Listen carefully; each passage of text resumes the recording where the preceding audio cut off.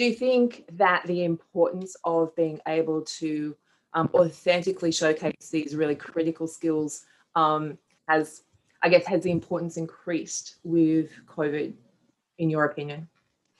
I don't know necessarily if the importance is increased due to COVID, but if we just think about this, let's do a little thought experiment. If we accept the idea that critical thinking and written communication skills are important for positive and career outcomes, then we should be able to help students and educators identify these students, those who are strong in these skills, as well as those who need improvement in these skills. And in order to do so, you can use assessments. Many assessments are traditional multiple choice tests. So students are going in and filling out and selecting an answer. Or you can do what we do, which is to use a more authentic approach, which is a performance task. And we ask students to actually do something that is similar to what they would encounter in the workplace.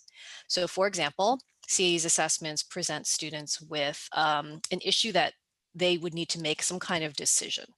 And these scenarios that the students are put in, they try to imitate what they would have in their first job. So whether it's an internship or they're putting together a report or some kind of response to a client or their manager, these are the types of situations that they're in.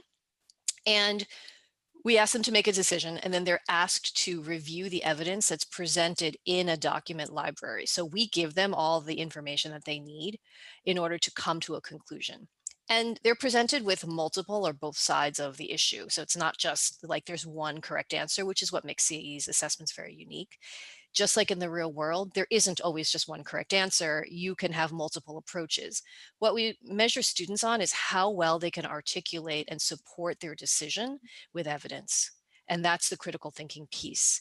So, and the recommendation that they would put together takes the form of some kind of written response, like an email or a memo, as I said, to a manager or a client, and they would back their decision with evidence from these documents. So you can pick decision A as long as you're able to cite the evidence from the documents that support decision A and refute decision B.